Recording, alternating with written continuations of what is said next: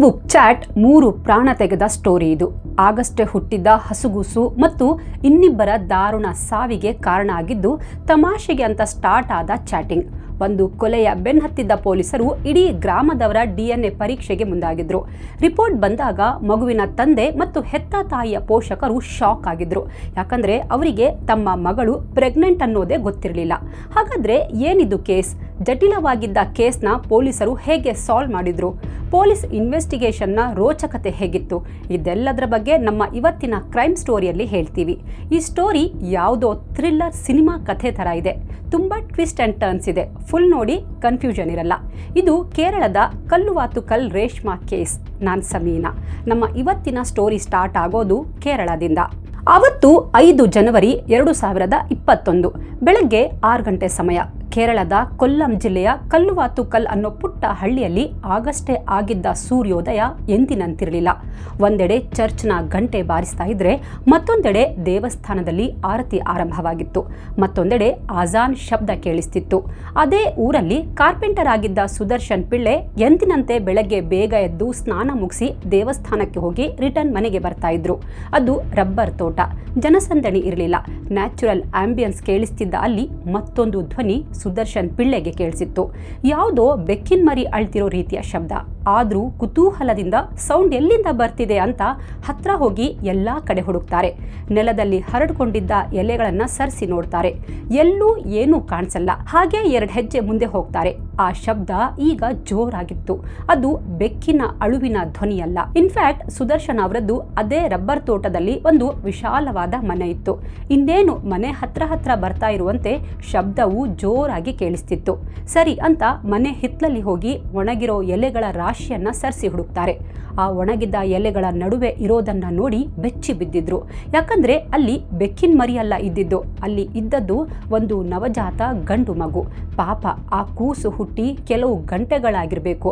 ಅದರ ಹೊಕ್ಕಳ ಬಳ್ಳಿಯನ್ನು ಕಟ್ ಮಾಡಿರಲಿಲ್ಲ. ಆ ಮಗು ಚಳಿಯಲ್ಲಿ ನಡುಗ್ತಾ ಇತ್ತು. ಸುದರ್ಶನ್ ಅವರು ಕೂಡ್ಲೇ ತಮ್ಮ ಅಳಿಯನನ್ನ ಕೂಗಿ ಕರೀತಾರೆ. ಅಳಿಯ ವಿಷ್ಣು, ಏನಾಯ್ತು ಮಾವ, ಯಾಕಿಷ್ಟು ಜೋರಾಗಿ ಕೂಗ್ತಾ ಇದ್ದೀರಾ ಅಂತ ಓಡೋಡಿ ಬರ್ತಾರೆ. ಎಲೆಗಳ ರಾಶಿಯಲ್ಲಿದ್ದ ಮಗುವನ್ನ ನೋಡಿ ಅವರೂ ಗಾಬರಿಯಾಗಿದ್ರು. ತಕ್ಷಣ ಮಗುವನ್ನ ಎತ್ಕೊಂಡು ಬಟ್ಟೆಯಲ್ಲಿ ರ್ಯಾಪ್ ಮಾಡ್ತಾರೆ. ನಂತರ ಹತ್ತಿರದ ಹಾಸ್ಪಿಟಲ್ಗೆ ಕರ್ಕೊಂಡು ಹೋಗ್ತಾರೆ. ಸುದರ್ಶನ್ ಅವರ ಹಿತ್ಲಲ್ಲಿ ನವಜಾತ ಗಂಡು ಮಗು ಸಿಕ್ಕಿದ್ದ ಸುದ್ದಿ ಇಡೀ ಊರಿಗೆ ಹರಡಿತ್ತು. ಪೊಲೀಸರಿಗೂ ವಿಷಯ ಗೊತ್ತಾಗಿತ್ತು. ಇತ್ತ ಆಸ್ಪತ್ರೆಯಲ್ಲಿ ಮಗುವಿನ ಕಂಡೀಷನ್ ತುಂಬಾ ಕ್ರಿಟಿಕಲ್ ಇತ್ತು. ಮಗು ಜನಿಸಿ ಕೆಲವು ಗಂಟೆಗಳಾಗಿರ್ಬೇಕಷ್ಟೇ. ಆ ಮಗುವಿಗೆ ತಾಯಿಯ ತೋಳ ತೆಕ್ಕೆಯ ಸ್ಪರ್ಶ ಸಿಕ್ಕಿರಲಿಲ್ಲ. ಹೊಟ್ಟೆಗೆ ಒಂದು ಹನಿ ಹಾಲೂ ಸೇರಿರಲಿಲ್ಲ. ಚಳಿ, ಗಾಳಿ, ಒಣ ಎಲೆಗಳ ರಾಶಿಯಲ್ಲಿ ಬಿದ್ದಿದ್ರಿಂದ ಸಹಜವಾಗಿ ಮಗುವಿನ ಪರಿಸ್ಥಿತಿ ಕ್ಷೀಣಿಸಿತ್ತು. ಮಗುವಿನ ಬಗ್ಗೆ ಅದರ ಫೋಟೋ ತೆಗೆದು ಅದಾಗಲೇ ಊರಿನ ವಾಟ್ಸ್ಆ್ಯಪ್, FB ಸೇರಿದಂತೆ ಬೇರೆ ಬೇರೆ ಸೋಷಿಯಲ್ ಮೀಡಿಯಾ ಪ್ಲಾಟ್ಫಾರ್ಮ್ಗಳಲ್ಲಿ ಶೇರ್ ಮಾಡಿಯಾಗಿತ್ತು. ಅಷ್ಟರಲ್ಲಾಗಲೇ ಆಸ್ಪತ್ರೆಯಲ್ಲಿದ್ದ ಮಗು ಉಸಿರು ಚೆಲ್ಲಿತ್ತು. ಪೊಲೀಸರು ಆಸ್ಪತ್ರೆಗೆ ಬಂದು ಫಾರ್ಮಾಲಿಟಿ ಮುಗಿಸ್ತಾರೆ. ದೇಹವನ್ನ PMಗೆ ಕಳಿಸ್ತಾರೆ. ಇತ್ತ ಮಗು ತಂದು ಅಡ್ಮಿಟ್ ಮಾಡಿದ್ದ ಸುದರ್ಶನ್ ಅವರನ್ನ ವಿಚಾರಿಸ್ತಾರೆ. ಸುದರ್ಶನ್ ಮತ್ತು ವಿಷ್ಣು ನಡೆದಿದ್ದೆಲ್ಲವನ್ನ ಹೇಳ್ತಾರೆ. ನಿಮ್ಮನೆಯಲ್ಲಿ ಯಾರೆಲ್ಲ ಇದ್ದಾರೆ, ಅಕ್ಕಪಕ್ಕ ಯಾರಾದರೂ ಗರ್ಭಿಣಿ ಇದ್ರಾ ಅಂತೆಲ್ಲ ವಿಚಾರಿಸ್ತಾರೆ. ಇಲ್ಲ ಸರ್, ನಮ್ಮ ಮನೆಯಲ್ಲಾಗ್ಲಿ ಅಕ್ಕಪಕ್ಕದಲ್ಲಾಗ್ಲಿ ಯಾರೂ ಗರ್ಭಿಣಿಯರು ಇಲ್ಲ ಅಂತಾರೆ. ಇತ್ತ ಕೆಲವೇ ಗಂಟೆಗಳಲ್ಲಿ PM ರಿಪೋರ್ಟ್ ಬಂದಿತ್ತು. ಮಗು ಉಸಿರುಗಟ್ಟಿ ಸಾವನ್ನಪ್ಪಿದೆ ಅಂತ ಹೇಳಲಾಗಿತ್ತು. ಮಗುವನ್ನ ಒಣಗಿದ ಎಲೆಗಳ ಮಧ್ಯೆ ಹಾಕಿ ಕವರ್ ಮಾಡಿದ್ರಿಂದ ಆ ಒಣ ಎಲೆಗಳ ಪಾರ್ಟಿಕಲ್ಸ್ ಮಗುವಿನ ಲಂಗ್ಸ್ ಸೇರಿ ಉಸಿರುಗಟ್ಟಿದೆ ಅಂತ ರಿಪೋರ್ಟ್ನಲ್ಲಿ ಹೇಳಲಾಗಿತ್ತು. ಎಲ್ಲ ಪ್ರೊಸೀಜರ್ ಮುಗಿಸಿ DNA ಎಲ್ಲ ಕಲೆಕ್ಟ್ ಮಾಡಿ ಮಗುವಿನ ಅಂತ್ಯ ಸಂಸ್ಕಾರ ಮಾಡಿ ಮುಗಿಸ್ತಾರೆ. ಪ್ರಕರಣ ದಾಖಲಿಸಿಕೊಂಡು ಪೊಲೀಸರು ತನಿಖೆ ಮುಂದುವರಿಸ್ತಾರೆ. ಮಗು ಸಿಕ್ಕಿದ್ದ ಸುದರ್ಶನ್ ಪಿಳ್ಳೆ ಮನೆಗೆ ಹೋಗ್ತಾರೆ. ಆ ಮನೆಯಲ್ಲಿ ಸುದರ್ಶನ್, ಅವರ ಹೆಂಡತಿ, 22 ವರ್ಷದ ಮಗಳು ರೇಷ್ಮಾ ಮತ್ತು ಅಳಿಯ ವಿಷ್ಣು ಇರ್ತಾ ಇದ್ರು. ರೇಷ್ಮಾ ಮತ್ತು ವಿಷ್ಣುವಿಗೆ 5 ವರ್ಷದ ಒಬ್ಬ ಮಗಳಿದ್ಲು. ಇನ್ಫ್ಯಾಕ್ಟ್ ತಮ್ಮ ಹಿತ್ಲಲ್ಲಿ ಸಿಕ್ಕ ಮಗುವನ್ನ ಬದುಕಿಸೋಕೆ ಸುದರ್ಶನ್ ತುಂಬಾ ಒದ್ದಾಡಿದ್ರು. ಎಷ್ಟಾದ್ರೂ ಖರ್ಚಾಗ್ಲಿ ಪರವಾಗಿಲ್ಲ, ಮಗುವನ್ನ ಬದುಕಿಸಿಕೊಡಿ, ನಾವೇ ಸಾಕೋತೀವಿ ಅಂತ ಡಾಕ್ಟರ್ಸ್ಗೆ ಹೇಳಿದ್ರು. ಮಗಳು ರೇಷ್ಮಾ ಕೂಡ ಆ ಮಗು ಉಳಿದ್ರೆ ಸಾಕು ಅಂತ ಹರಕೆ ಹೊತ್ಕೊಂಡಿದ್ಲು. ಬಟ್ ಮಗು ಬದುಕುಳಿಲಿಲ್ಲ. ಪೊಲೀಸರು ಸುದರ್ಶನ್ ಮನೆಯ ಎಲ್ಲರನ್ನ ವಿಚಾರಣೆ ಮಾಡ್ತಾರೆ. ಜೊತೆಗೆ ಮನೆ ಮತ್ತು ಸುತ್ತಲೂ ಒಂದಿಂಚೂ ಬಿಡದೆ ಪರಿಶೀಲನೆ ಮಾಡ್ತಾರೆ. ಈ ವೇಳೆ ಅವರ ಬಾತ್ರೂಮ್ನಲ್ಲಿ ಕೆಲ ರಕ್ತದ ಕಲೆಗಳು ಬಿದ್ದಿರೋದು ಕಾಣಿಸುತ್ತೆ. ಈ ಬಗ್ಗೆ ಕೇಳಿದಾಗ, ಸರ್, ಅದು ನನಗೆ ಪೀರಿಯಡ್ಸ್ ಆಗಿದೆ, ಅದರ ಸ್ಟೇನ್ ಅದು ಅಂತ ರೇಷ್ಮಾ ಹೇಳ್ತಾಳೆ. ಸರಿ ಅಂತ ವಿಚಾರಣೆ ಮುಗಿಸಿ ಪೊಲೀಸರು ಹೊರಡ್ತಾರೆ. ಸುದ್ದಿ ಮೀಡಿಯಾಗೆ ಗೊತ್ತಾದ ಕೂಡಲೇ ನ್ಯೂಸ್ ಚಾನೆಲ್ನವರಿಂದ ಹಿಡಿದು ಯೂಟ್ಯೂಬ್ನವರು ಮೈಕ್ ಹಿಡ್ಕೊಂಡು ಸುದರ್ಶನ್ ಮನೆ ಮುಂದೆ ಜಮಾಯಿಸಿದ್ರು. ಈ ವೇಳೆ ರೇಷ್ಮಾ ಮೀಡಿಯಾ ಮುಂದೆ ಮಾತಾಡ್ತಾಳೆ. ಮಗು ತಮ್ಮ ಮನೆಯ ಹಿತ್ತಲಲ್ಲಿ ಸಿಕ್ಕ ಬಗ್ಗೆ ಹೇಳ್ತಾಳೆ. ಆ ಮಗು ಬಗ್ಗೆ ಯಾರಿಗಾದ್ರೂ ಮಾಹಿತಿ ಇದ್ರೆ ಪ್ಲೀಸ್ ಮುಂದೆ ಬನ್ನಿ, ಯಾರಿಗಾದ್ರೂ ಗೊತ್ತಿದ್ರೆ ಮಾಹಿತಿ ಶೇರ್ ಮಾಡಿ ಅಂತ ಮನವಿ ಮಾಡ್ತಾಳೆ. ಗಂಡು ಮಗು ಬೇಡ ಅಂದಿದ್ರೆ ಯಾರಿಗಾದ್ರೂ ಕೊಟ್ಟು ಬಿಡಬೇಕಿತ್ತು, ಅದನ್ನ ಬಿಟ್ಟು ಯಾಕೆ ಹೀಗೆ ಮಾಡಿದ್ರಿ ಅಂತ ಹೇಳ್ತಾ ಕಣ್ಣೀರು ಹಾಕ್ತಾಳೆ. ಸುದ್ದಿ ಎಲ್ಲೆಡೆ ವೈರಲ್ ಆಗುತ್ತೆ. ಇತ್ತ ಪೊಲೀಸರು 2 ಥಿಯರಿ ರೆಡಿ ಮಾಡ್ತಾರೆ. ಮೊದಲನೇ ಥಿಯರಿ ಪ್ರಕಾರ ಬಹುಶಃ ಯಾರೋ ಮದುವೆಗೂ ಮೊದಲು ಪ್ರೆಗ್ನೆಂಟ್ ಆಗಿರಬೇಕು, ಸಮಾಜಕ್ಕೆ ಹೆದರಿ ಡೆಲಿವರಿ ಆದಮೇಲೆ ಮಗುವನ್ನ ಎಸ್ತು ಹೋಗಿರಬಹುದು. ಎರಡನೇ ಥಿಯರಿ ಪ್ರಕಾರ ಬಹುಶಃ ಯಾರೋ ದ್ವೇಷದಿಂದ ಹುಟ್ಟಿದ ಮಗುವನ್ನ ಕತ್ಕೊಂಡು ಬಂದು ಇಲ್ಲಿ ತಂದು ಎಸ್ತಿರಬಹುದು. ಈ 2 ಆಯಾಮಗಳಲ್ಲೂ ಪೊಲೀಸರು ತನಿಖೆ ಮುಂದುವರಿಸ್ತಾರೆ. ಹತ್ತಿರದ ಆಸ್ಪತ್ರೆಗಳಲ್ಲಿ, ಪ್ರಾಥಮಿಕ ಆರೋಗ್ಯ ಕೇಂದ್ರಗಳಲ್ಲಿ ವಿಚಾರಿಸ್ತಾರೆ. ಊರಲ್ಲಿ ಯಾರೆಲ್ಲ ಗರ್ಭಿಣಿಯರು ಚೆಕಪ್ಗೆ ಬರ್ತಾರೆ, ರೀಸೆಂಟ್ ಆಗಿ ಯಾರಿಗಾದ್ರೂ ಡೆಲಿವರಿ ಆಗಿದೆಯಾ ಅಥವಾ ರೀಸೆಂಟ್ ಆಗಿ ಡೆಲಿವರಿ ಡೇಟ್ ಯಾರಿಗಿತ್ತು ಅಂತೆಲ್ಲ ವಿಚಾರಿಸ್ತಾರೆ. ಮಗುವಿನ ಅಂಬಲಿಕಲ್ ಕಾರ್ಡ್ ಅಂದ್ರೆ ಹೊಕ್ಕಳ ಬಳ್ಳಿ ಕೂಡ ಕಟ್ ಮಾಡಿಲ್ಲ ಅಂದ್ರೆ ಮಗು ಇದೇ ಊರಿನದ್ದಾಗಿರಬೇಕು, ಇಲ್ಲ ಅಕ್ಕಪಕ್ಕದ ಊರಿನದ್ದಾಗಿರಬಹುದು ಅಂತ ಅನುಮಾನ ಪಡ್ತಾರೆ. ಅದೇನು ತುಂಬಾ ದೊಡ್ಡ ಊರಲ್ಲ, ಹಾಗಾಗಿ ಇದ್ದ ಕೆಲವು ಮನೆಗಳಿಗೆ ಹೋಗಿ ಮಾತಾಡ್ತಾರೆ. ನಿಮ್ಗೆ ಯಾರ ಮೇಲಾದ್ರೂ ಅನುಮಾನ ಇದೆಯಾ, ನಿಮ್ಮೂರಲ್ಲಿ ಯಾರ ಮನೆಗಾದ್ರೂ ಹೊರಗಿಂದ ಗರ್ಭಿಣಿಯರು ಯಾರಾದ್ರೂ ಇತ್ತೀಚೆಗೆ ಬಂದಿದ್ರಾ ಅಂತೆಲ್ಲ ವಿಚಾರಿಸ್ತಾರೆ. ಅದಕ್ಕೆ ಊರವರು ಇಲ್ಲ ಸರ್, ಹಾಗೆ ಯಾರನ್ನು ನೋಡಿಲ್ಲ ಅಂತಾರೆ. ಹತ್ತಿರದ ಪೊಲೀಸ್ ಸ್ಟೇಷನ್ ನಲ್ಲಿ ಯಾರಾದ್ರೂ ನವಜಾತ ಮಗು ಕಾಣೆಯಾಗಿರೋ ಬಗ್ಗೆ ಕಂಪ್ಲೇಂಟ್ ರಿಜಿಸ್ಟರ್ ಮಾಡಿದ್ದಾರಾ ಅಂತ ಚೆಕ್ ಮಾಡ್ತಾರೆ. ಅಲ್ಲೂ ಏನೂ ಸುಳಿವು ಸಿಗಲ್ಲ. ಹೀಗೆ ಕೆಲವು ವಾರಗಳು ಕಳೆಯುತ್ತವೆ. ಕೇಸ್ನಲ್ಲಿ ಏನೂ ಡೆವಲಪ್ಮೆಂಟ್ ಆಗಲ್ಲ. ಮಗು ಯಾರದ್ದು, ಎಲ್ಲಿಂದ ಬಂತು, ಯಾರಿಗೂ ಗೊತ್ತಿರಲಿಲ್ಲ. ಈ ಕೇಸ್ನ ಜವಾಬ್ದಾರಿ ACP ವೈ ನಿಜಾಮುದ್ದೀನ್ ಅವರ ಹೆಗಲೇರಿತ್ತು. ನಿಜಾಮುದ್ದೀನ್ ಒಬ್ಬ ದಕ್ಷ ಮತ್ತು ಇಂಟೆಲಿಜೆಂಟ್ ಅಧಿಕಾರಿಯಾಗಿದ್ರು. ಈ ಕೇಸ್ನ ಸಾಲ್ವ್ ಮಾಡಲೇಬೇಕು ಅಂತ ನಿಜಾಮುದ್ದೀನ್ ಪಣ ತೊಡ್ತಾರೆ. ಎಲ್ಲ ಆಯಾಮದಲ್ಲೂ ತನಿಖೆ ಮಾಡಿದ ಪೊಲೀಸರಿಗೆ ಏನೂ ಕ್ಲೂ ಸಿಗಲ್ಲ.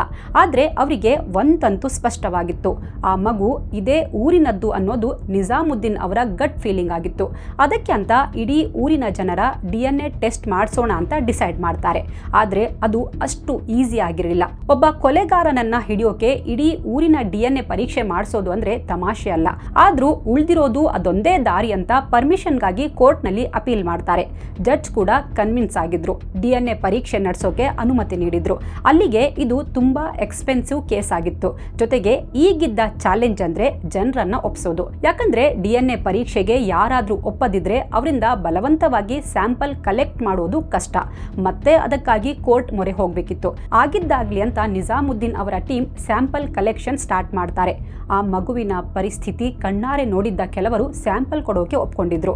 ಇನ್ನೂ ಕೆಲವರು ಬೈಕೊಂಡೇ ಬಂದು ಪರೀಕ್ಷೆಗೆ ಒಳಪಟ್ಟಿದ್ರು. ರಬ್ಬರ್ ತೋಟದ ಸುತ್ತಮುತ್ತ ವಾಸವಿದ್ದ ಪ್ರತಿಯೊಬ್ಬ ಮಹಿಳೆಯ DNA ಸ್ಯಾಂಪಲ್ ತಗೊಳ್ತಾರೆ.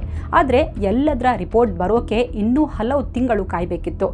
ಇನ್ನೊಂದು ಟೀಮ್ ಸುದರ್ಶನ್ ಮನೆ ಮೇಲೆ ಕಣ್ಣಿಟ್ಟಿತ್ತು. ಯಾಕಂದ್ರೆ ಈ ಪ್ರಕರಣದಲ್ಲಿ ಅವರ ಮನೆ ಮೇನ್ ಎವಿಡೆನ್ಸ್ ಆಗಿತ್ತು. ಜೊತೆಗೆ ಮನೆಯ ಮೆಂಬರ್ಸ್ ವಿಟ್ನೆಸ್ ಆಗಿದ್ರು. ಹಾಗಾಗಿ ಸುದರ್ಶನ್ ಫ್ಯಾಮಿಲಿ ಮೆಂಬರ್ಸ್ ಎಲ್ಲೆಲ್ಲಿ ಹೋಗ್ತಾರೆ, ಯಾರನ್ನ ಮೀಟ್ ಮಾಡ್ತಾರೆ, ಹೀಗೆ ಅವರ ಎಲ್ಲ ಮೂವ್ಮೆಂಟ್ನ ಟ್ರ್ಯಾಕ್ ಮಾಡ್ತಾ ಇದ್ರು. ಪೊಲೀಸರು ಹಗಲು ರಾತ್ರಿ ತನಿಖೆ ಮಾಡ್ತಾರೆ. ಸುದರ್ಶನ್ ತುಂಬಾ ಒಳ್ಳೆಯ ವ್ಯಕ್ತಿಯಾಗಿದ್ರು. ಊರಲ್ಲಿ ಅವರ ಬಗ್ಗೆ ಎಲ್ಲರಿಗೂ ಒಳ್ಳೆ ಭಾವನೆ ಇತ್ತು. ಧಾರ್ಮಿಕ, ಪ್ರಾಮಾಣಿಕ ವ್ಯಕ್ತಿ ಆಗಿದ್ರು.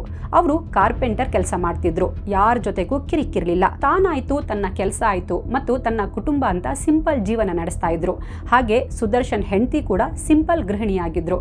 ಜೊತೆಗೆ ಮಗಳು ರೇಷ್ಮಾ ಕೂಡ ಒಳ್ಳೆ ಹುಡುಗಿ. ಕೆಲವು ವರ್ಷಗಳ ಹಿಂದೆ ವಿಷ್ಣು ಜೊತೆ ಮದುವೆ ಆಗಿತ್ತು. ಪೊಲೀಸರು ಇಷ್ಟೆಲ್ಲ ಡೀಟೇಲ್ಸ್ ಕಲೆಕ್ಟ್ ಮಾಡ್ತಾರೆ. ಸುದರ್ಶನ್ ಫ್ಯಾಮಿಲಿ ಮೇಲೆ ಅನುಮಾನ ಪಡುವಂಥದ್ದು ಏನೂ ಸಿಗಲ್ಲ. ಈ ಕ್ರೈಮ್ ಸ್ಟೋರಿಯಲ್ಲಿ ಇನ್ನೂ 3 ಕ್ಯಾರೆಕ್ಟರ್ಗಳು ಬರುತ್ತವೆ, ಗ್ರೀಷ್ಮಾ, ಆರ್ಯ ಮತ್ತು ಆನಂದು. ಹಾಗಾದ್ರೆ ಈ ಮೂವರು ಯಾರು ಅಂತ ಮುಂದೆ ಹೇಳ್ತೀವಿ.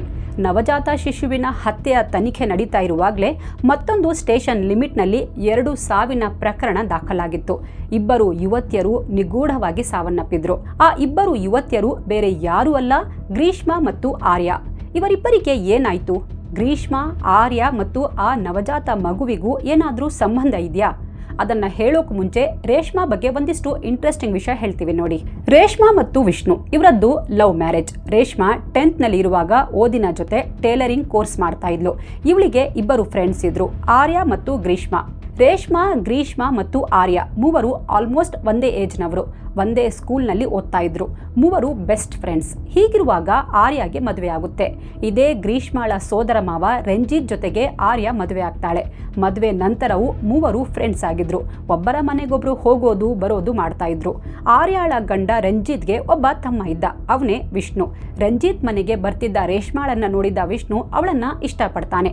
ರೇಷ್ಮಾಗೂ ವಿಷ್ಣು ಇಷ್ಟವಾಗಿದ್ದ. ಹೇಗೂ ತನ್ನ ಬೆಸ್ಟ್ ಫ್ರೆಂಡ್ ಆರ್ಯಾಳ ಮೈದುನ ಮತ್ತು ಗ್ರೀಷ್ಮಾಳ ಸೋದರ ಮಾವ. ಹಾಗಾಗಿ ರೇಷ್ಮಾ ವಿಷ್ಣುವಿನ ಲವ್ ಪ್ರಪೋಸಲ್ ಒಪ್ಕೋತಾಳೆ. ವಿಷಯ ಮದುವೆ ತನಕ ಬರುತ್ತೆ. ಆದ್ರೆ ರೇಷ್ಮಾ ತಂದೆಗೆ ಈ ಸಂಬಂಧ ಇಷ್ಟ ಇರಲಿಲ್ಲ. ಆದ್ರೆ ಮಗಳ ಹಠದ ಮುಂದೆ ತಂದೆಯ ಮುನಿಸು ವರ್ಕೌಟ್ ಆಗಲ್ಲ. ಅಪ್ಪ ಅಮ್ಮ ಮುಂದೆ ನಿಂತು ರೇಷ್ಮಾ ಮತ್ತು ವಿಷ್ಣುವಿನ ಗ್ರ್ಯಾಂಡ್ ಆಗಿ ಮದುವೆ ಮಾಡಿಸ್ತಾರೆ. ಅಲ್ಲಿಗೆ ಇದುವರೆಗೆ ಬೆಸ್ಟ್ ಫ್ರೆಂಡ್ಸ್ ಆಗಿದ್ದ ರೇಷ್ಮಾ, ಗ್ರೀಷ್ಮಾ, ಆರ್ಯ ಈಗ ಸಂಬಂಧಿಕರಾಗಿದ್ರು. ಹಾಗೆ ಈ ಗ್ರೀಷ್ಮಾಗೂ ಒಬ್ಬ ಸ್ನೇಹಿತನಿದ್ದ. ಮದುವೆ ಆದ್ಮೇಲೆ ರೇಷ್ಮಾ ಅತ್ತೆ ಮಾವನ ಮನೆಯಲ್ಲಿ ಸಂತೋಷವಾಗಿದ್ಲು. ಅವಳಿಗೆ ಮುದ್ದಾದ ಒಂದು ಹೆಣ್ಣು ಮಗು ಕೂಡ ಆಗುತ್ತೆ. ಮಗು ಆದ್ಮೇಲೆ ವಿಷ್ಣುಗೆ ರೆಸ್ಪಾನ್ಸಿಬಿಲಿಟಿ ಜಾಸ್ತಿ ಆಗಿತ್ತು. ಅದಕ್ಕೆ ವಿಷ್ಣು ಫಾರಿನ್ ಹೋಗೋಕೆ ಪ್ಲಾನ್ ಮಾಡ್ತಾನೆ. ವಿದೇಶದಲ್ಲಿ ಒಂದು ಕೆಲಸವೂ ಸಿಗುತ್ತೆ. ಬಟ್ ಅಲ್ಲಿ ಬರೋ ಸಂಬಳದಲ್ಲಿ ಹೆಂಡತಿ ಮಗಳನ್ನ ಅಲ್ಲಿಗೆ ಕರ್ಕೊಂಡು ಹೋಗೋದು ಅಸಾಧ್ಯವಾಗಿತ್ತು. ಹಾಗಾಗಿ ಹೆಂಡತಿ ಮಗಳನ್ನ ತಂದೆ ತಾಯಿ ಜೊತೆ ಇಟ್ಟಿದ್ದ. ತಾನು ವಿದೇಶಕ್ಕೆ ಹೋಗಿ ದುಡಿದು ಮನೆಗೆ ದುಡ್ಡು ಕಳಿಸ್ತಿದ್ದ. ರೇಷ್ಮಾ ಮತ್ತು ಮಗಳು ಅತ್ತೆ ಮಾವನ ಜೊತೆಗೆ ಸಂತೋಷವಾಗಿದ್ರು. ಅದು 2020. ಕೊರೋನಾ ಮಹಾಮಾರಿ ವಕ್ಕರಿಸಿದ್ದ ಟೈಮ್. ಲಕ್ಷಾಂತರ ಜನ ಕೆಲಸ ಕಳ್ಕೊಂಡಿದ್ರು. ಆ ಕೆಟ್ಟ ಘಳಿಗೆಯಲ್ಲೇ ವಿಷ್ಣು ಕೆಲಸ ಕೂಡ ಹೋಗ್ಬಿಡುತ್ತೆ. ಅವನು ರಿಟರ್ನ್ ಭಾರತಕ್ಕೆ ಬಂದ್ಬಿಡ್ತಾನೆ. ಅವನು ಭಾರತಕ್ಕೆ ಬಂದ ಮೇಲೆ ಫೈನಾನ್ಷಿಯಲಿ ತುಂಬಾ ಪ್ರಾಬ್ಲಮ್ ಆಗೋಗಿತ್ತು. ಅದಕ್ಕೆ ವಿಷ್ಣು ತಾನಿದ್ದ ಇಂಡಿಪೆಂಡೆಂಟ್ ಮನೆಯನ್ನ ಮಾರ್ಬಿಡ್ತಾನೆ. ಅವನ ಅಪ್ಪ ಅಮ್ಮ ದೊಡ್ಡ ಮಗನ ಹತ್ರ ಹೋಗ್ಬಿಡ್ತಾರೆ. ಇತ್ತ ಗಂಡ ಹೆಂಡತಿಗೆ ಇರೋಕೆ ಬೇರೆ ಆಪ್ಷನ್ ಇಲ್ಲದೆ ವಿಷ್ಣು ಹೆಂಡತಿ ಮಗಳನ್ನ ಕರ್ಕೊಂಡು ಅತ್ತೆ ಮಾವನ ಮನೆಗೆ ಶಿಫ್ಟ್ ಆಗ್ಬಿಡ್ತಾನೆ. ಇದೇ ಮನೆಯ ಹಿಂದೆ ಆ ಮಗು ಸಿಕ್ಕಿದ್ದು. ಕೆಲಸ ಹೋದ್ರೂ ಗಂಡ ಹೆಂಡತಿ ಅನ್ಯೋನ್ಯವಾಗಿಯೇ ಇರ್ತಿದ್ರು. ಮನೆ ಆದ್ಮೇಲೆ ಸಣ್ಣ ಪುಟ್ಟ ಮನಸ್ತಾಪ ಬಿಟ್ರೆ ಇಬ್ಬರದ್ದು ಪರ್ಫೆಕ್ಟ್ ಲೈಫ್ ಆಗಿತ್ತು. ತನಿಖೆ ನಡೆಸ್ತಾ ಇದ್ದ ಪೊಲೀಸರಿಗೆ ಇನ್ನೂ ಯಾವುದೇ ಪ್ರೋಗ್ರೆಸ್ ಆಗಿರಲಿಲ್ಲ. ಇನ್ನೂ ಎಲ್ಲರ DNA ರಿಪೋರ್ಟ್ ಬಂದಿರಲಿಲ್ಲ. ಈ ನಡುವೆ ಊರಿನ ಮಹಿಳೆಯರನ್ನ ವಿಚಾರಣೆ ಮಾಡ್ತಾನೆ ಇದ್ರು. ಕೆಲವೊಮ್ಮೆ ಸುಮ್ಮನೆ ಮಗು ಇನ್ನೂ ಬದುಕಿದೆ ಅಂತ ಹೇಳಿ ಆ ಮಹಿಳೆಯರ ಮುಖಭಾವದಲ್ಲಿ ಬದಲಾವಣೆ ಆಗುತ್ತಾ ಅಂತ ಗಮನಿಸ್ತಾ ಇದ್ರು. ಇನ್ನೂ ಕೆಲವೊಮ್ಮೆ ಮಗು ಯಾರದ್ದು ಅಂತ ಗೊತ್ತಾಗಿದೆ, ಅವರಾಗೆ ಒಪ್ಕೊಂಡ್ರೆ ಹೆಚ್ಚು ಸಮಸ್ಯೆ ಇರಲ್ಲ ಅಂತ ಹೇಳ್ತಾ ಇದ್ರು. ಬಟ್ ಏನೇ ಮಾಡಿದ್ರು ಅಪರಾಧ್ಯ ಪತ್ತೆ ಆಗ್ಲೇ ಇಲ್ಲ. ಅತ್ತ ವಿಷ್ಣು ಮತ್ತೆ ಕೆಲಸ ಅರಸಿ ಅಬುಧಾಬಿಗೆ ಹೋಗ್ತಾನೆ. ರೇಷ್ಮಾ ತನ್ನ ಮಗಳ ಜೊತೆಗೆ ಅಪ್ಪ ಅಮ್ಮನ ಜೊತೆಗೆ ಇದ್ಲು. ಹೀಗೆ 5 ತಿಂಗಳು ಕಳೆದು ಹೋಗುತ್ತೆ. ಊರವರು ಆ ಮಗು ಕೇಸ್ ಮರ್ತೇ ಹೋಗಿದ್ರು. ಈ ಮಧ್ಯೆ ಕೇರಳ ರಾಜ್ಯದಲ್ಲಿ ಎಲೆಕ್ಷನ್ ಕೂಡ ನಡೆಯುತ್ತೆ. ಹಾಗಾಗಿ ಹಲವು ಆಫೀಸರ್ಗಳ ಟ್ರಾನ್ಸ್ಫರ್ ಕೂಡ ಆಗಿತ್ತು. DNA ರಿಪೋರ್ಟ್ 5 ತಿಂಗಳಾದ್ರೂ ಬರೋದೇ ಇಲ್ಲ. ಇನ್ನು DNA ರಿಪೋರ್ಟ್ ಎಲ್ಲ ಬರಲ್ಲ. ಈ ಪೊಲೀಸರಿಗೆ ಸರಿಯಾಗಿ ಇನ್ವೆಸ್ಟಿಗೇಷನ್ ಮಾಡೋಕೆ ಬರಲ್ಲ. ಸುಮ್ಮನೆ ನಮ್ಮೆಲ್ಲರ DNA ಟೆಸ್ಟ್ ಮಾಡಿಸಿದ್ರು, ಸರ್ಕಾರಿ ದುಡ್ಡು ಖರ್ಚು ಮಾಡಿದ್ರು ಅಂತ ಜನ ಮೂಗು ಮುರಿತಾರೆ. ಬಟ್ ನಿಜಾಮುದ್ದೀನ್ ಅವರಿಗೆ ಮಾತ್ರ ನಾನು ಖಂಡಿತ ಈ ಕೇಸ್ ಕ್ರ್ಯಾಕ್ ಮಾಡೇ ಮಾಡ್ತೀನಿ ಅನ್ನೋ ಭರವಸೆ ಇತ್ತು. ಅದು 22 ಜೂನ್ 2021. ಫೈನಲಿ ಅಷ್ಟೂ ಜನರ DNA ರಿಪೋರ್ಟ್ ACP ನಿಜಾಮುದ್ದೀನ್ ಅವರ ಕೈ ಸೇರಿತ್ತು. ಅಷ್ಟೂ ಜನರ ಪೈಕಿ ಒಬ್ಬ ಹೆಂಗಸಿನ DNA ಆ ಮಗುವಿನ DNA ಜೊತೆಗೆ ಮ್ಯಾಚ್ ಆಗಿತ್ತು. ಅದನ್ನು ನೋಡಿದ ಪೊಲೀಸರಿಗೆ ಮೊದಲಿಗೆ ನಂಬೋಕೆ ಆಗಿರಲಿಲ್ಲ. ಯಾಕಂದ್ರೆ ಯಾವ ಹೆಂಗಸಿನ DNA ಮ್ಯಾಚ್ ಆಗಿತ್ತೋ ಆ ಹೆಂಗಸಿನ ಬಗ್ಗೆ ಪೊಲೀಸರಿಗಾಗ್ಲಿ ನೆರೆಹೊರೆಯವರಿಗಾಗ್ಲಿ ಅಷ್ಟೇ ಯಾಕೆ ಸ್ವತಃ ಅವಳ ಮನೆಯವರಿಗೆ ಅವಳ ಮೇಲೆ ಅನುಮಾನ ಇರಲಿಲ್ಲ. ಬಟ್ ಅದೇ ಹೆಂಗಸು ಆ ಮಗುವಿನ ತಾಯಿ ಅಂತ ರಿಪೋರ್ಟ್ ಹೇಳಿತ್ತು. ಲ್ಯಾಬ್ನಲ್ಲಿ ಏನೋ ಗಡ್ಬಡ ಆಗಿರಬಹುದು ಅಂತ ಮತ್ತೊಂದು ಲ್ಯಾಬ್ಗೆ ಸ್ಯಾಂಪಲ್ ಕಳಿಸಿ ರಿಪೋರ್ಟ್ ಕೇಳ್ತಾರೆ. ಕೆಲವು ದಿನಗಳಲ್ಲಿ ಆ ರಿಪೋರ್ಟ್ ಕೂಡ ಪೊಲೀಸರ ಕೈ ಸೇರಿತ್ತು. ಅದರಲ್ಲೂ ಸೇಮ್ ರಿಸಲ್ಟ್ ಬಂದಿತ್ತು. ಅದೇ ಹೆಂಗಸು ಮಗುವಿನ ತಾಯಿ ಆಗಿದ್ಲು. ಮಗುವನ್ನ ಯಾರಿಗೂ ಗೊತ್ತಿಲ್ಲದೆ ಹೆತ್ತಿದ್ದು ಅಲ್ಲದೆ ಅದನ್ನ ಹಿತ್ಲಲ್ಲಿ ನಿರ್ದಾಕ್ಷಿಣ್ಯವಾಗಿ ಎಸ್ತಿದ್ಲು ಆ ಪಾಪಿ ತಾಯಿ. ಇನ್ನೂ ಆಶ್ಚರ್ಯ ಅಂದ್ರೆ ಅವಳು ಗರ್ಭಿಣಿ ಅನ್ನೋದೇ ಯಾರಿಗೂ ಗೊತ್ತಿರಲಿಲ್ಲ. ಇದು ನಿಜಕ್ಕೂ ಶಾಕಿಂಗ್. 9 ತಿಂಗಳು ಯಾರಿಗೂ ಗೊತ್ತಿಲ್ಲದೆ ಅದು ಹೇಗೆ ತನ್ನ ಹೊಟ್ಟೆ ಮುಚ್ಚಿಟ್ಲು? ಮನೆಯಲ್ಲಿ ಗಂಡನಿಗಾದ್ರೂ ಗೊತ್ತಾಗ್ಲೇ ಇಲ್ವಾ? ಮುಂದೆ ಹೇಳ್ತೀವಿ ನೋಡಿ. ರಿಪೋರ್ಟ್ ಕೈಯಲ್ಲಿ ಹಿಡ್ಕೊಂಡು ಪೊಲೀಸರು ಆ ಹೆಂಗಸಿನ ಮನೆಗೆ ಹೋಗ್ತಾರೆ. ಆ ಹೆಂಗಸೆ ಬಾಗಿಲು ಓಪನ್ ಮಾಡ್ತಾಳೆ. ಸಡನ್ ಆಗಿ ಮನೆಗೆ ಬಂದ ಪೊಲೀಸರನ್ನ ಕಂಡು ಆಕೆ ಸ್ವಲ್ಪವೂ ವಿಚಲಿತಳಾಗ್ಲಿಲ್ಲ. ಯಾಕಂದ್ರೆ ಮಗುವಿನ ಕೇಸ್ ಆಗಿ ತುಂಬಾ ತಿಂಗಳು ಕಳೆದಿತ್ತು. ಹಾಗಾಗಿ ಅವಳು ನಿರಾಳವಾಗಿದ್ಲು. ಆಕೆಯನ್ನ ಕಂಡ ಪೊಲೀಸರು ಸುದರ್ಶನ್ ಅವರು ಎಲ್ಲಿ ಅಂತ ಕೇಳ್ತಾರೆ. ಸುದರ್ಶನ್ ಬೇರೆ ಯಾರೂ ಅಲ್ಲ, ಮಗು ಸಿಕ್ಕಿ ಆಸ್ಪತ್ರೆಗೆ ಸೇರಿಸಿದ್ರಲ್ಲ ಅವರೇ. ಅಷ್ಟರಲ್ಲಿ ಸುದರ್ಶನ್ ರೂಮಿಂದ ಹೊರಗಡೆ ಬರ್ತಾರೆ. ಹೇಳಿ ಸರ್, ಏನ್ ವಿಷಯ ಅಂತ ಕೇಳ್ತಾರೆ. ಪೊಲೀಸರು, ನೋಡಿ ಸುದರ್ಶನ್ ಅವರೇ, ನಾವು ನಿಮ್ಮ ಮಗಳನ್ನ ಅರೆಸ್ಟ್ ಮಾಡೋಕೆ ಬಂದಿದ್ದೀವಿ ಅಂತಾರೆ. ಪೊಲೀಸರ ಮಾತು ಕೇಳಿ ಸುದರ್ಶನ್ ಮತ್ತು ಅವರ ಪತ್ನಿಗೆ ಮುಖಕ್ಕೆ ತಣ್ಣೀರು ಎರಚಿದಂತೆ ಆಗಿತ್ತು. DNA ರಿಪೋರ್ಟ್ ಪ್ರಕಾರ ರೇಷ್ಮಾಳೆ ಆ ಮಗುವಿನ ತಾಯಿಯಾಗಿದ್ಲು. ಪೊಲೀಸರ ಮಾತು ಕೇಳಿದ ಸುದರ್ಶನ್, ಸರ್, ಎಲ್ಲೋ ಏನೋ ತಪ್ಪಾಗಿದೆ. ನಮ್ಮ ಮಗಳು ರೇಷ್ಮಾಗೆ ಒಬ್ಳೇ ಮಗಳಿರೋದು. ರೇಷ್ಮಾ ಮತ್ತೆ ಪ್ರೆಗ್ನೆಂಟ್ ಆಗೇ ಇಲ್ಲ. ಅವಳು ನಮ್ಮ ಜೊತೆಗೆ ಇಲ್ಲೇ ಇದ್ದಾಳೆ. ನಮಗೆ ಗೊತ್ತಾಗಲ್ವಾ ಹೇಳಿ ಅಂತಾರೆ. ನೋಡಿ ಸುದರ್ಶನ್ ಅವರೇ, ನಾವು 2 ಬಾರಿ ಟೆಸ್ಟ್ ಮಾಡಿಸಿದ್ದೀವಿ. 2ರಲ್ಲೂ ನಿಮ್ಮ ಮಗಳ DNA ಮ್ಯಾಚ್ ಆಗಿದೆ. ನೀವು ಏನೇ ಹೇಳೋದಿದ್ರು ನ್ಯಾಯಾಲಯದಲ್ಲಿ ಹೇಳಿ. ಈಗ ನಮಗೆ ನಮ್ಮ ಡ್ಯೂಟಿ ಮಾಡೋಕೆ ಬಿಡಿ ಅಂತ ಲೇಡಿ ಕಾನ್ಸ್ಟೇಬಲ್ ರೇಷ್ಮಾ ರಟ್ಟೆಗೆ ಕೈ ಹಾಕಿ ಕರ್ಕೊಂಡು ಹೊರಡ್ತಾರೆ. ವಿಚಾರಣೆ ಸ್ಟಾರ್ಟ್ ಮಾಡ್ತಾರೆ. ಸರ್, ಆ ಮಗು ನಂದಲ್ಲ. ಮಗಳಾದ್ಮೇಲೆ ನಾನು ಯಾವಾಗಲೂ ಪ್ರೆಗ್ನೆಂಟ್ ಆಗಿಲ್ಲ. ನನ್ನ ಗಂಡ ಅಬುಧಾಬಿಯಲ್ಲಿದ್ದಾನೆ. ನಾನು ಹೇಗೆ ಪ್ರೆಗ್ನೆಂಟ್ ಆಗೋಕೆ ಸಾಧ್ಯ?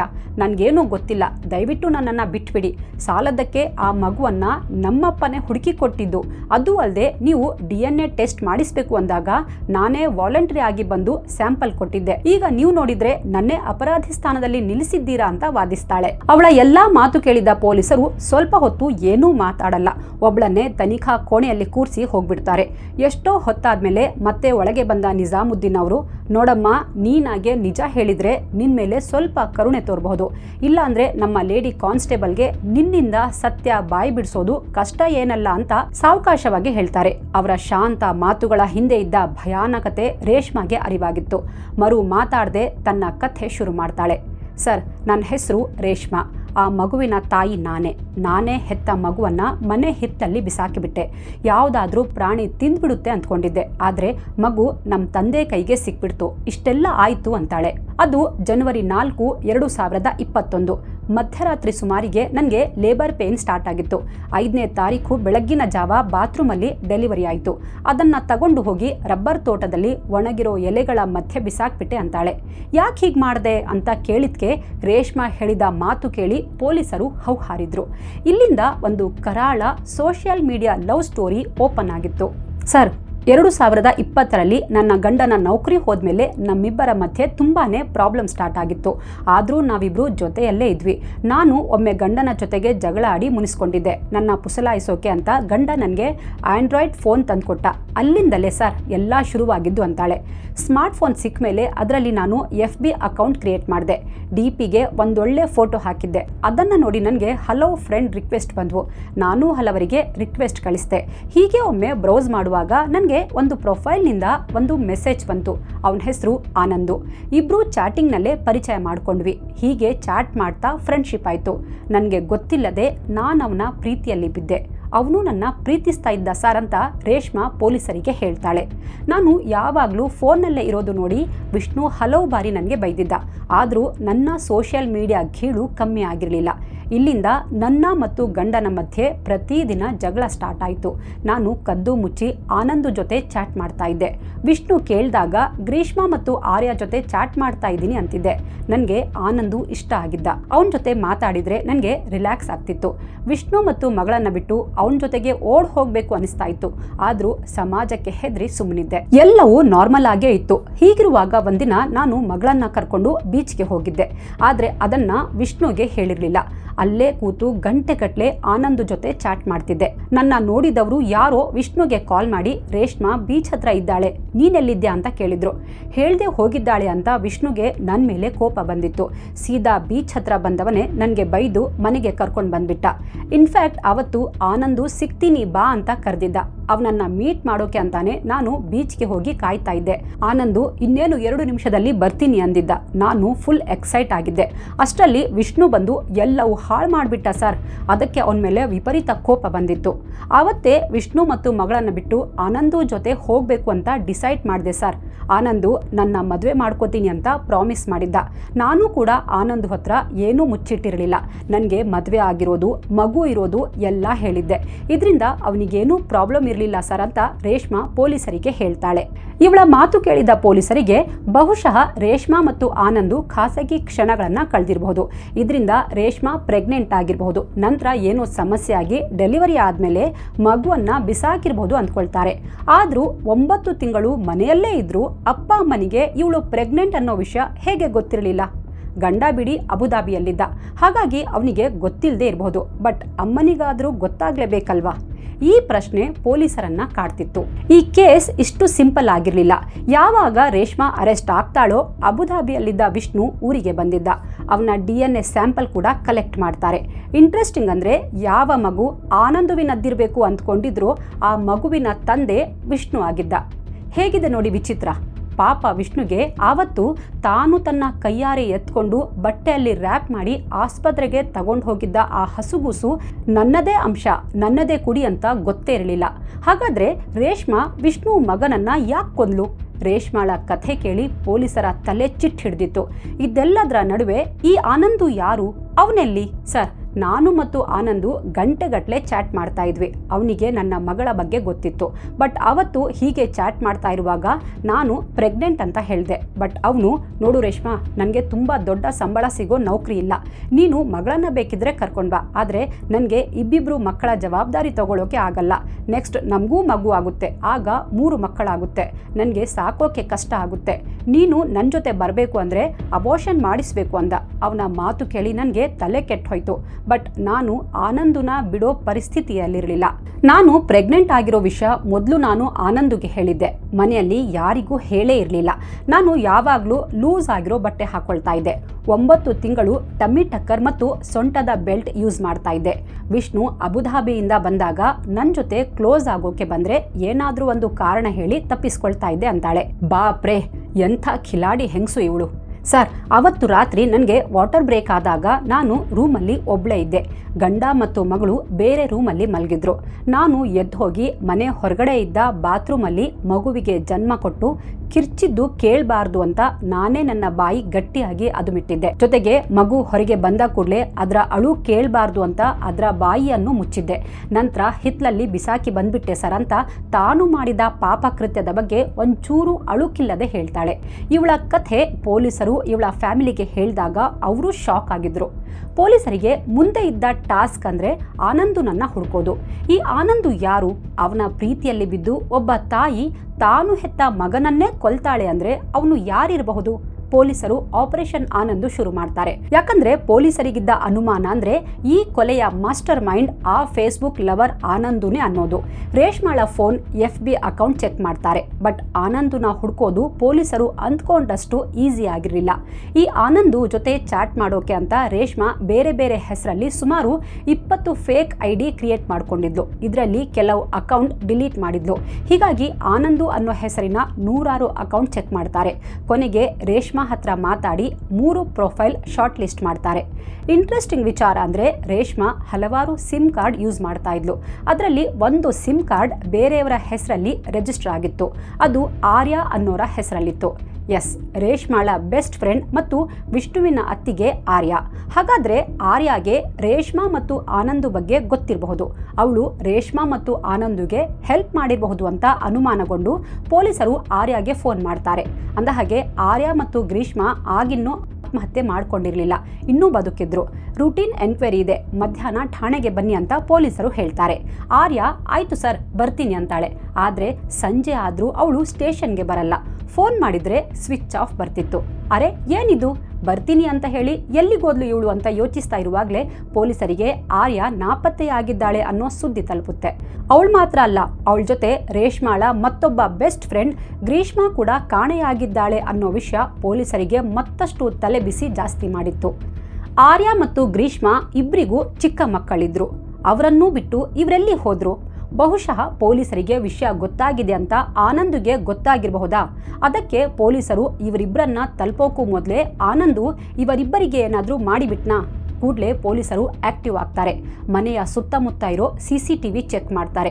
ಒಂದು CCTVಯಲ್ಲಿ ಆರ್ಯ ಮತ್ತು ಗ್ರೀಷ್ಮಾ ಆರಾಮಾಗಿ ಮಾತಾಡಿಕೊಂಡು ನಡ್ಕೊಂಡು ಹೋಗ್ತಿರೋದು ರೆಕಾರ್ಡ್ ಆಗಿತ್ತು. ಅವರಿಬ್ಬರು ಇತ್ತಿಕರ ನದಿ ಹತ್ರ ಹೋಗ್ತಾ ಇರೋದು CCTVಯಲ್ಲಿ ಕ್ಲಿಯರ್ ಆಗಿ ರೆಕಾರ್ಡ್ ಆಗಿತ್ತು. ಆದರೆ ನದಿ ದಾಟಿ ಆಚೆ ಹೋಗೋದು ರೆಕಾರ್ಡ್ ಆಗಿರಲಿಲ್ಲ. ಹಾಗಾದ್ರೆ ಇದೇ ನದಿಯಲ್ಲಿ ಏನೋ ನಡೆದಿರಬೇಕು ಅಂತ ಯೋಚಿಸಿ ನದಿ ಹತ್ರ ಸರ್ಚ್ ಆಪರೇಷನ್ ಸ್ಟಾರ್ಟ್ ಮಾಡ್ತಾರೆ. ದುರಂತ ಅಂದ್ರೆ ಮಾರನೇ ದಿನ ನದಿಯಿಂದ ಆರ್ಯ ಮತ್ತು ಗ್ರೀಷ್ಮರ ದೇಹ ಸಿಗುತ್ತೆ. ಅಲ್ಲಿಗೆ ನವಜಾತ ಶಿಶುವಿನ ಸಾವಿನ ಪ್ರಕರಣ ಬೆನ್ನಹತ್ತಿದ್ದ ಪೊಲೀಸರ ಹೆಗಲಿಗೆ ಈಗ 3 ಹತ್ಯೆ ಪ್ರಕರಣ ಜೋತು ಬಿದ್ದಿತ್ತು. ಪೊಲೀಸರು ಆರ್ಯ ಮನೆಗೆ ಹೋಗಿ ಸರ್ಚ್ ಮಾಡ್ತಾರೆ. ಮನೆಯಲ್ಲಿ ಒಂದು ಲೆಟರ್ ಸಿಗುತ್ತೆ. ಅದರಲ್ಲಿ ನನಗೆ ಯಾರಿಗೂ ಮೋಸ ಮಾಡೋ ಇರಾದೆ ಇರಲಿಲ್ಲ. ಆ ಹುಡುಗಿ ಮೋಸಗಾರ್ತಿ ಅಂತ ನನಗೆ ಗೊತ್ತಿರಲಿಲ್ಲ. ನಾನು ಅವರ ಜೀವನ ಸುಧಾರಿಸಬೇಕು ಅಂದ್ಕೊಂಡಿದ್ದೆ ಅಷ್ಟೇ. ನನ್ನ ಮಗನನ್ನ ಚೆನ್ನಾಗಿ ನೋಡ್ಕೊಳ್ಳಿ, ನಾನು ನನ್ನ ಗಂಡ ಮತ್ತು ಮಗು ಜೊತೆ ಖುಷಿಯಾಗಿರಬೇಕು ಅಂದ್ಕೊಂಡಿದ್ದೆ. ಆದರೆ ಒಂದು ಅಮಾಯಕ ಮಗುವಿನ ಕೊಲೆ ಕೇಸಲ್ಲಿ ಪೊಲೀಸರು ನನ್ನನ್ನು ಅರೆಸ್ಟ್ ಮಾಡೋದು ನನಗೆ ಇಷ್ಟ ಇಲ್ಲ. ನನ್ನನ್ನು ಕ್ಷಮಿಸಿಬಿಡಿ ಅಂತ ಲೆಟರ್ನಲ್ಲಿ ಬರೆದಿತ್ತು. ಅಲ್ಲಿಗೆ ಇದೊಂದು ಆತ್ಮಹತ್ಯೆ ಅನ್ನೋದು ಪಕ್ಕ ಆಗಿತ್ತು. ಬಟ್ ಆನಂದು ಏನಾದರೂ ಈ ರೀತಿ ಲೆಟರ್ ಬರೆಸಿ ಕೊಲೆ ಮಾಡಿದ್ನಾ ಗೊತ್ತಿಲ್ಲ. ಹಾಗಿದ್ರೆ ಶಿಶು ಸಾವಿನ ಕೇಸಲ್ಲಿ ಇವಳನ್ನ ಅರೆಸ್ಟ್ ಮಾಡ್ತಾರೆ ಅಂತ ಇವಳಿಗೆ ಯಾಕೆ ಅನ್ನಿಸ್ತು? ಇವಳಿಗೂ ಆ ಮಗುವಿಗೂ ಏನು ಸಂಬಂಧ? ಜೀವ ಕೊಡುವಂಥ ಕೆಲಸ ಆರ್ಯ ಏನು ಮಾಡಿದ್ಲು? ಆರ್ಯ ಜೊತೆಗೆ ಗ್ರೀಷ್ಮ ಯಾಕೆ ಸತ್ಲು? ಅವರಿಬ್ಬರಿಗೆ ಅಂಥದ್ದೇನು ಗೊತ್ತಿತ್ತು? ಇಲ್ಲಿಂದ ಪೊಲೀಸರು ಇವರಿಬ್ಬರ ಕುಂಡಲಿ ಜಾಲಾಡೋಕೆ ಶುರು ಮಾಡ್ತಾರೆ. ಮೊದಲು ರೇಷ್ಮಾ ಹತ್ರ ವಿಚಾರಿಸ್ತಾರೆ. ಗ್ರೀಷ್ಮ ಮತ್ತು ಆರ್ಯ ಸತ್ತಿರೋ ವಿಷಯ ರೇಷ್ಮಾಗೆ ಗೊತ್ತಾದಾಗ ಅವಳು ಶಾಕ್ ಆಗಿದ್ಲು. ಆರ್ಯ ಬರೆದಿದ್ದ ಲೆಟರ್ ಬಗ್ಗೆ ಕೇಳಿದಾಗ ರೇಷ್ಮಾ ಇಲ್ಲ ಸರ್, ಈ ಬಗ್ಗೆ ನನಗೇನು ಗೊತ್ತಿಲ್ಲ ಅಂದಿದ್ಲು. ಗ್ರೀಷ್ಮಾಗೆ ಇನ್ನೊಬ್ಬ ಫ್ರೆಂಡ್ ಇದ್ದ. ಅವನನ್ನ ಸ್ಟೇಷನ್ಗೆ ಕರೀತಾರೆ. ಅವನು ಹೇಳಿದ ಕಥೆ ಕೇಳಿ ಪೊಲೀಸರ ತಲೆ ಗಿರಗಿರ ಅಂತ ತಿರುಗಿತ್ತು. ಈ ಕೇಸ್ ಈರುಳ್ಳಿ ಸಿಪ್ಪೆ ಬಿಡಿಸಿದ ಥರ ಆಗಿತ್ತು. ಅವನಿಗೆ ಗ್ರೀಷ್ಮಾ, ರೇಷ್ಮಾ, ಆರ್ಯ ಮತ್ತು ಆನಂದು ಈ 4 ಜನರ ಅಸಲಿ ಕಥೆ ಗೊತ್ತಿತ್ತು. ಸರ್, ನೀವು ಆನಂದು ಹಿಂದೆ ಟೈಮ್ ವೇಸ್ಟ್ ಮಾಡ್ತಾ ಇದ್ದೀರಾ. ಅವನನ್ನು ಹುಡ್ಕೋಕೆ ಹೋಗಬೇಡಿ. ಆನಂದು ನಿಮಗೆ ಯಾವತ್ತೂ ಸಿಗಲ್ಲ. ಯಾಕಂದರೆ ಅದೊಂದು ಕಾಲ್ಪನಿಕ ಕ್ಯಾರೆಕ್ಟರ್ ಅಷ್ಟೇ. ಆ ವ್ಯಕ್ತಿ ಇಲ್ವೇ ಇಲ್ಲ ಅಂತಾನೆ. ಹಾಗಾದರೆ ಯಾರು ಕ್ರಿಯೇಟ್ ಮಾಡಿದ ಕ್ಯಾರೆಕ್ಟರ್ ಅದು ಅಂತ ಕೇಳಿದಾಗ ಅಸಲಿ ಕಥೆ ಅನಾವರಣ ಆಗುತ್ತೆ. ಸರ್, ಆನಂದು ಅನ್ನೋದು ಒಂದು ಫೇಕ್ ಐಡಿ. ಅದನ್ನು ಕ್ರಿಯೇಟ್ ಮಾಡಿ ಸುಮ್ಮನೆ ತಮಾಷೆಗೆ ಅಂತ ರೇಷ್ಮಾ ಜೊತೆ ಚಾಟ್ ಮಾಡ್ತಾ ಇದ್ರು. ಆದರೆ ಈ ಬಗ್ಗೆ ರೇಷ್ಮಾಗೆ ಗೊತ್ತಿರಲಿಲ್ಲ. ಅವಳು ಆನಂದು ಅನ್ನೋ ವ್ಯಕ್ತಿ ನಿಜಕ್ಕೂ ಇದ್ದಾನೆ, ಅವನು ನನ್ನ ಪ್ರೀತಿಸ್ತಾನೆ ಅಂತ ನಂಬಿದ್ಲು. ಬಟ್ ಆ ಹುಚ್ಚುತನ ಹೀಗೆ 3 ಹತ್ಯೆಗೆ ಕಾರಣ ಆಗುತ್ತೆ ಅಂತ ನನಗೂ ಗೊತ್ತಿರಲಿಲ್ಲ, ಅವರಿಬ್ಬರಿಗೂ ಗೊತ್ತಿರಲಿಲ್ಲ ಸರ್ ಅಂತಾನೆ. ಯಾರಿಬ್ರು ಯಾರು ಫೇಕ್ ಐಡಿ ಕ್ರಿಯೇಟ್ ಮಾಡಿದ್ದು ಅಂತ ಕೇಳಿದ್ಕೆ ಸರ್, ಅದು ಬೇರೆ ಯಾರೂ ಅಲ್ಲ, ಆರ್ಯ ಮತ್ತು ಗ್ರೀಷ್ಮಾ ಅಂತಾನೆ. ಅಲ್ಲಿಗೆ ಮತ್ತೆ ಬೆಚ್ಚಿ ಬೀಳುವ ಸರದಿ ಪೊಲೀಸರದ್ದಾಗಿತ್ತು. ಅವರಿಬ್ಬರು ರೇಷ್ಮಾ ಜೊತೆ ಜಸ್ಟ್ ಪ್ರ್ಯಾಂಕ್ ಮಾಡಿದ್ದಷ್ಟೇ. ಬಟ್ ರೇಷ್ಮಾ ಈ ಫೇಕ್ ಕ್ಯಾರೆಕ್ಟರ್ನ ಇಷ್ಟು ಸೀರಿಯಸ್ ಆಗಿ ತಗೋತಾಳೆ ಅಂತ ಅವರಿಬ್ಬರಿಗೆ ಗೊತ್ತೇ ಇರಲಿಲ್ಲ. ನಿಜ ಹೇಳಬೇಕಂದ್ರೆ ಅವತ್ತು ರೇಷ್ಮಾ ಪ್ರೆಗ್ನೆಂಟ್ ಆಗಿದ್ದೀನಿ ಅಂದಾಗಲೂ ಗ್ರೀಷ್ಮಾ ಮತ್ತು ಆರ್ಯ ನಂಬಿರಲಿಲ್ಲ. ರೇಷ್ಮಾ ತಮಾಷೆ ಮಾಡ್ತಾ ಇದ್ದಾಳೆ ಅನಿಸಿತ್ತು. ಅದಕ್ಕೆ ಸುಮ್ಮನೆ ಟೆಸ್ಟ್ ಮಾಡೋಕೆ ಅಂತ ಮಗು ಬೇಡ ಅಂತ ಹೇಳಿದರು. ಬಹುಶಃ ಈ ಮಾತು ಕೇಳಿ ವಿಷ್ಣು ಮಗಳ ಬಗ್ಗೆ ಯೋಚಿಸಿ ಆನಂದೂನ ಬಿಟ್ಬಿಡ್ತಾಳೆ. ಆಮೇಲೆ ವಿಷ್ಣು ಜೊತೆ ಆರಾಮಾಗಿರ್ತಾಳೆ ಅಂತ ಅಂದ್ಕೊಂಡಿದ್ರು. ಆದರೆ ಎಲ್ಲ ಉಲ್ಟಾ ಆಗೋಯ್ತು ಸರ್. ಆನಂದು ಮೇಲಿದ್ದ ಹುಚ್ಚು ಪ್ರೀತಿಯಿಂದಾಗಿ ರೇಷ್ಮಾ ಇಂಥ ನಿರ್ಣಯ ತಗೋಬಿಟ್ಲು. ಅನ್ಯಾಯವಾಗಿ ಮಗುನ ಕೊಂದ್ಬಿಟ್ಲು ಸರ್.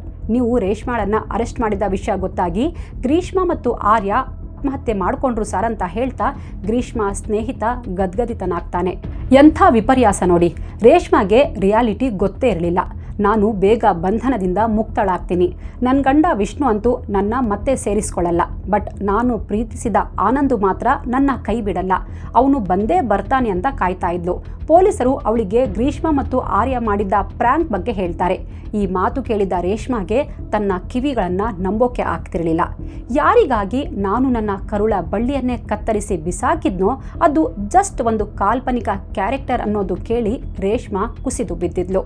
ಅದು ಆಗಸ್ಟ್ 6, 2024 ಕೊಲ್ಲಂನ 1ನೇ ಹೆಚ್ಚುವರಿ ಸೆಷನ್ಸ್ ಕೋರ್ಟ್ ರೇಷ್ಮಾ ದೋಷಿ ಅಂತ ತೀರ್ಪು ನೀಡಿತ್ತು. ಅವಳಿಗೆ 10 ವರ್ಷ ಕಠಿಣ ಜೈಲು ಶಿಕ್ಷೆ ಮತ್ತು 50,000 ದಂಡ ವಿಧಿಸಿತ್ತು. ಸದ್ಯ ರೇಷ್ಮಾ ತಿರುವನಂತಪುರದ ಅಟ್ಟಕುಳಂಗರ ಮಹಿಳಾ ಜೈಲಲ್ಲಿ ಶಿಕ್ಷೆ ಅನುಭವಿಸ್ತಾ ಇದ್ದಾಳೆ. ಜಸ್ಟ್ ಒಂದು ಪ್ರ್ಯಾಂಕ್ 3 ಜೀವಗಳನ್ನು ಬಲಿ ತೆಗೆದುಕೊಂಡಿತ್ತು. ನನ್ನ ಹೆತ್ತ ಅಮ್ಮನೇ ನನ್ನ ಪಾಲಿನ ಯಮ ಆಗ್ತಾಳೆ ಅಂತ ಆ ಹಸುಗೂಸಿಗೆ ಏನು ಗೊತ್ತಿತ್ತು ಹೇಳಿ? ಇನ್ನು ಕಣ್ಣು ಬಿಟ್ಟು ಜಗತ್ತು ನೋಡೋ ಮೊದಲೇ ಆ ರಾಕ್ಷಸಿ ಮಗುವನ್ನು ಕೊಂದು ಮುಗಿಸಿದ್ಲು. ಸೋಷಿಯಲ್ ಮೀಡಿಯಾ ತುಂಬ ಪವರ್ಫುಲ್ ಮೀಡಿಯಾ, ಬಟ್ ಅಷ್ಟೇ ಡೇಂಜರ್ ಕೂಡ. ಯಾವನೋ ಒಬ್ಬ ಸೋಷಿಯಲ್ ಮೀಡಿಯಾದಲ್ಲಿ ಪರಿಚಯ ಆಗಿ ಬಣ್ಣ ಬಣ್ಣದ ಮಾತಾಡಿದ ಅಂದ ಮಾತ್ರಕ್ಕೆ ಅವನು ಯಾರು, ಎತ್ತ, ಅವನ ಪೂರ್ವಾಪರ ಏನು ಅನ್ನೋದನ್ನು ಪರಿಶೀಲಿಸದೆ ಆತುರದ ನಿರ್ಧಾರ ಮಾಡಬೇಡಿ. ಇದು ಬರೀ ಹುಡುಗಿಯರಿಗೆ ಮಾತ್ರ ಅಲ್ಲ, ಹುಡುಗರಿಗೂ ಅನ್ವಯಿಸುತ್ತೆ. ನಿಮ್ಮ ಜೀವನವನ್ನು ನಿಮ್ಮ ಕೈಯಾರೆ ಹಾಳು ಮಾಡ್ಕೊಳ್ಬೇಡಿ. ಈ ಕೇಸ್ ಬಗ್ಗೆ ನಿಮಗೆ ಏನು ಅನಿಸುತ್ತೆ ಕಾಮೆಂಟ್ ಮಾಡಿ ತಿಳಿಸಿ. Thank you so much.